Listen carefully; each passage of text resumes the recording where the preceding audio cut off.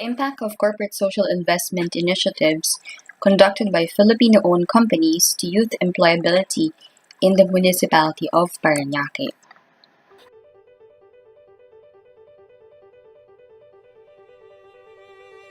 Corporate social responsibility refers to a code of conduct and action beyond what is required by laws, regulations, and trade rules. Corporate social responsibility can be anything from a corporation taking steps to operate in a clean, ecologically friendly way, to social and ethical educational programs for its employees, to various charitable endeavors and community involvement. Besides creating goodwill, does social responsibility help the corporation's bottom line? Perhaps. Creating a positive attitude toward the company might lead to increased sales, loyal customers, and external interest in the company's stock.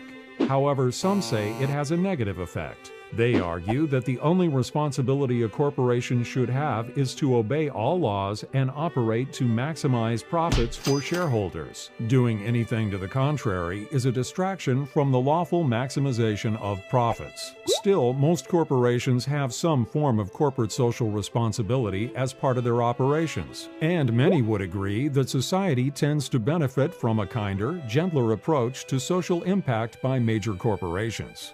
Good Coffee Corp. is a coffee house based in a country with no restrictions on imports. Good Coffee chooses between importing from two countries, Evil Land and Fair Land.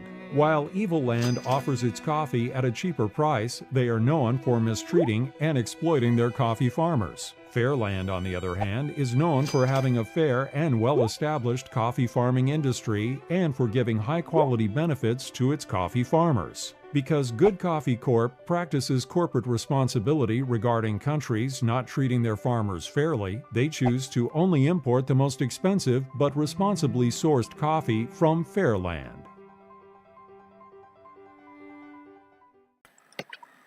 Corporate social initiatives, or CSIs, have been implemented by many corporations and large companies as a component of corporate social responsibility agendas, highlighting philanthropical objectives leaning towards socio-economic development of a community.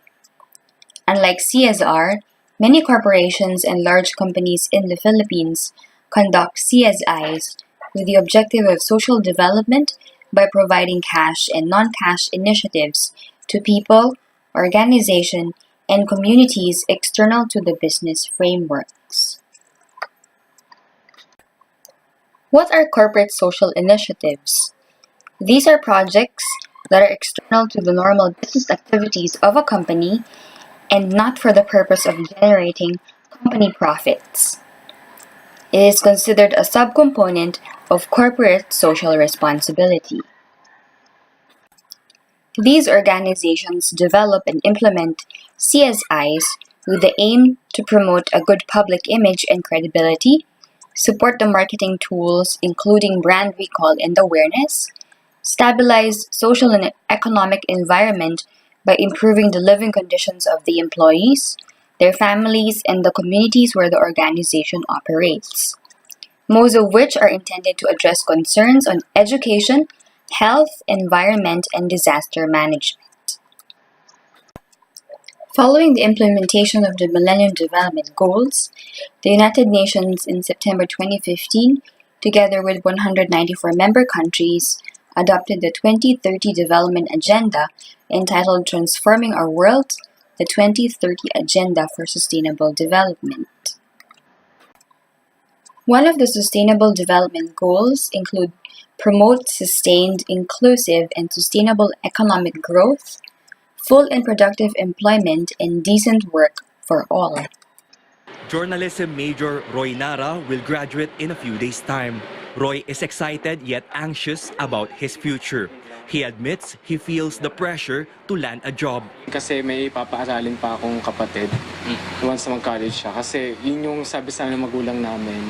That's why he's not taking chances. He is now sending his carefully prepared resume to as many companies as he can. First yung resume, kailangan kong ipakita dun na na maganda yung aking background. Inaalala ko rin yung aking skills kasi knowing na yung mga pag-a-applyan ko, nagbibigay sila ng mga test, hindi lang siya basta interview. Nagtatanong na rin ako sa mga kaibigan ko may trabaho na, na paano ba kayo nag-apply, ano ba yung ginawa nyo, ano yung process. Competition in today's labor market has never been this fierce. More than 500,000 fresh graduates will have to compete for only 100,000 job vacancies. That's why youth unemployment remains a major problem in the Philippines. The Philippine Statistics Authority reports almost half of the unemployed are young persons aged 15 to 24. The high number of educated unemployed youth is a major factor to the national unemployment rate. The Labor Department is advising graduates like Nara to show both accomplishments and so-called soft skills. This includes being skilled in communication, public speaking, human relations, and leadership. He also needs to show if he can manage conflict and negotiations well, and if he is a team player.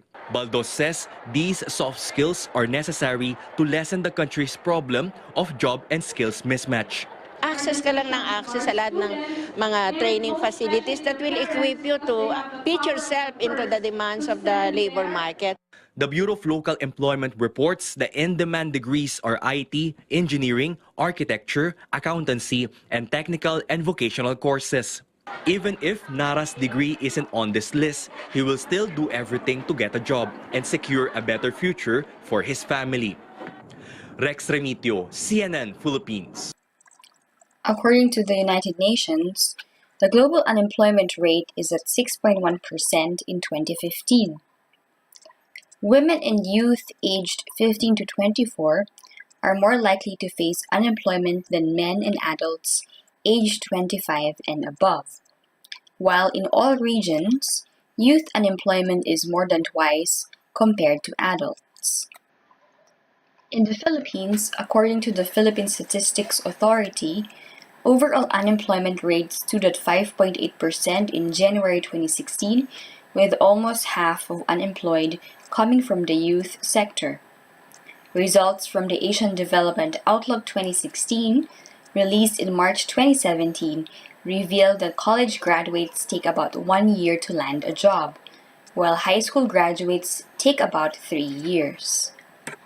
In the municipality of Parañaque, most industries are in the logistics, BPO, manufacturing, and retail. With this in mind, Filipino-owned companies in general may not be able to provide direct employment to alleviate the low unemployment rate in the country due to mismatch in the education and skills. But being able to provide the relevant programs such as entrepreneurial and company-based trainings in partnership with private and government sectors can contribute to socio-economic growth. This study focuses on the impact of development communication tools used both internal and external in disseminating program information to employees of the implementing Filipino-owned companies in the municipality of Parañaque, their common beliefs and values in relation to their perception of the implemented CSI. This study also emphasizes the characteristics of the beneficiary communities, their needs, their behavior, their level of participation in these activities, as well as perception created and direct impact to the improvements of their lives. The research problem that the study will address are the following. How do development communication tools contribute to the effectiveness of corporate social initiatives implemented by Filipino-owned companies in the municipality of Parañaque in achieving youth employability and not just merely philanthropical or for enhancing public image? What is the impact of these communication tools to the perception, beliefs, and values of the youth in the municipality of Parañaque towards employability? Will the CSIs being implemented by Filipino-owned companies contribute to youth employability in the municipality of Parañaque? General objectives: to have an in-depth analysis on the impact of development communication tools used to disseminate information for corporate social initiatives implemented by Filipino-owned companies in the municipality of Parañaque. The specific objectives: to identify Filipino-owned companies in the municipality of Parañaque and their CSR or CSI programs, to identify and evaluate the effectivity of development communication tools used by Filipino-owned companies to disseminate information on CSI activities to its employees and beneficiary communities to achieve youth employability, to identify the existing process of the companies and recognize the needs, beliefs, and perception of the beneficiary community in addressing youth employability, and to enumerate the existing private and public programs in the municipality of Parañaque addressing youth unemployment. The theoretical framework is David Berlow's communication theory. The sender message channel receiver or SMCR model of communication describes the factors affecting the different components, making the process of communication efficient and effective. The communication model has four major components, including sender, message, channel, and receiver. Then each of the components is affected by various factors. Filipino-owned companies implement CSIs based on the mission and vision set, reflecting the company's values and culture. For internal and external communication, companies deliver their message of philanthropy through the CSIs, and the beneficiary community is the receiver, which has their own set of attitudes, values, and beliefs.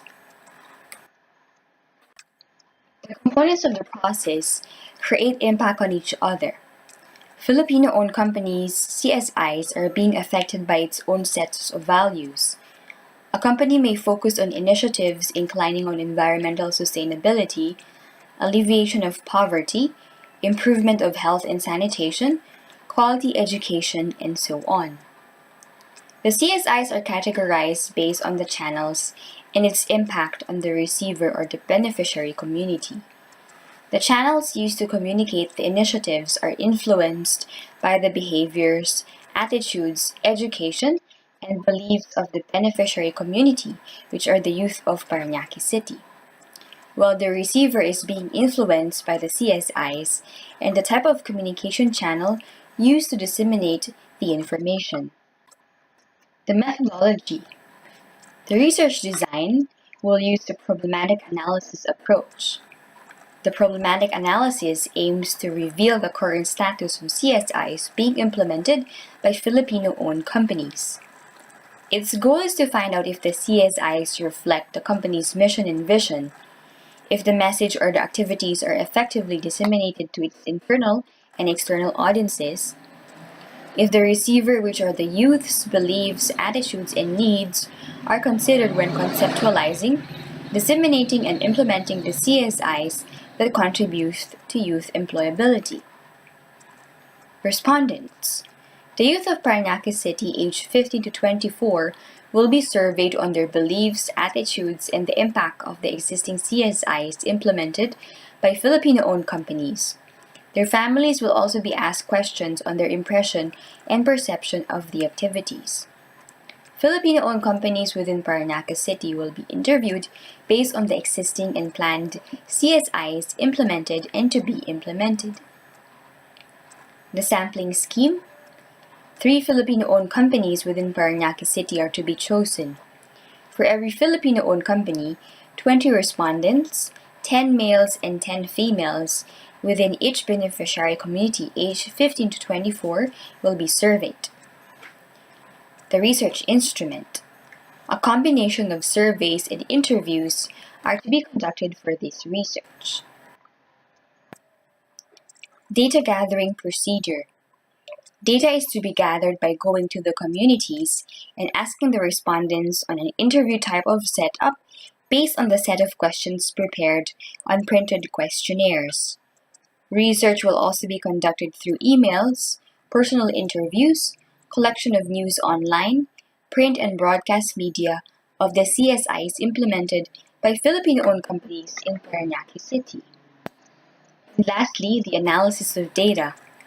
Gather data through the survey for the beneficiary youth of Parañaque City is to undergo quantitative data analysis, while data gathered from the Filipino-owned companies will undergo qualitative analysis. A problematic analysis is also to be used to sum up the effectiveness of the communication tools, used to disseminate the CSIs, as well as the impact on the beliefs and perception of the youth of Parañaque City, which is the beneficiary community.